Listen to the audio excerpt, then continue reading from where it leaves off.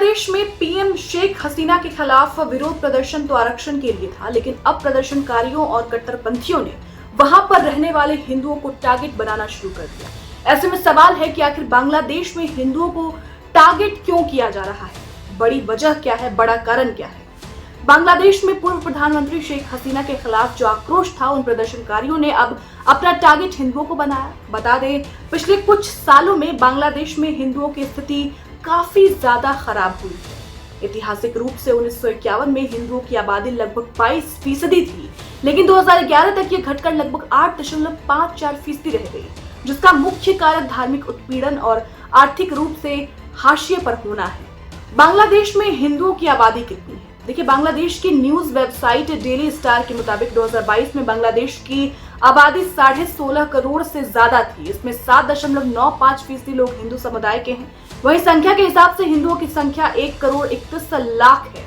बांग्लादेश में हिंदू समुदाय आबादी के मुताबिक दूसरे नंबर पर है। भारत की साल 1901 की जनगणना रिपोर्ट के आंकड़ों के हिसाब से उस समय संयुक्त भारत के एक प्रांत के तौर पर पूर्वी बंगाल में हिंदुओं की आबादी जो है वो 30% से ज्यादा थी, लेकिन 1947 में बंटवारे के बाद पूर्वी बंगाल के पाकिस्तान में चले जाने और फिर 1971 में बांग्लादेश के स्वतंत्र देश बनने के वक्त वहां के हिंदुओं की संख्या काफी कम हो गई थी और उन्हें निशाना बनाया गया था। बांग्लादेश में साल 2021 तक एक विवादास्पद भूमि कानून लागू था। इसके तहत सरकार के पास ये अधिकार था कि वो दुश्मन संपत्ति को अपने कब्जे में ले सकती है। इस कानून के तहत बांग्लादेश की सरकार ने करीब 26 लाख एकड़ जमीन अपने कब्जे में लिया था। हिंदू समुदाय के काफी लोगों ने संपत्ति अधिनियम जैसे कानूनों की वजह से भूमि और संपत्ति खो दिया था।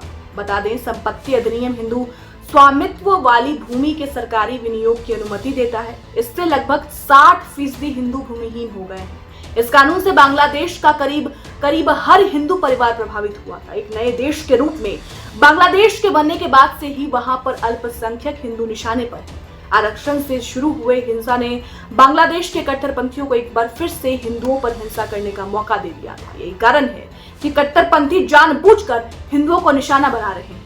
एक रिपोर्ट के मुताबिक 1964 के बाद से लगभग 11.3 हिंदुओं ने बांग्लादेश छोड़ दिया। कुछ रिपोर्ट में तो ये भी दावा किया गया है कि अगले 3 दशकों में बांग्लादेश में हिंदुओं की संख्या एकदम खत्म हो जाएगी।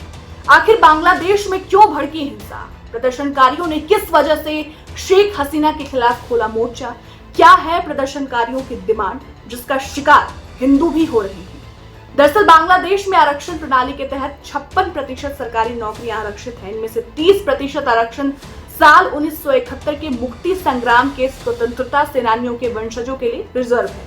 वहीं 10% आरक्षण पिछड़े प्रशासनिक जिलों के लिए और 10% महिलाओं के लिए आरक्षण रिजर्व है। इसके अलावा 5% आरक्षण जातीय अल्पसंख्यक समूहों के लिए और 1% दिव्यांग लोगों के लिए रिजर्व है। इन सभी आरक्षण प्रणालियों में से विवाद उस 30% आरक्षण को लेकर है जो स्वतंत्रता सेनानियों के वंशजों को दिए जा रहे हैं। मीडिया रिपोर्ट्स के मुताबिक छात्रों का कहना है कि सरकार उन लोगों को आरक्षण देने के पक्ष में है जो शेख हसीना की सरकार का समर्थन करते हैं। छात्रों का आरोप है कि मेरिट के आधार पर सरकारी नौकरियां नहीं दी जा रही है।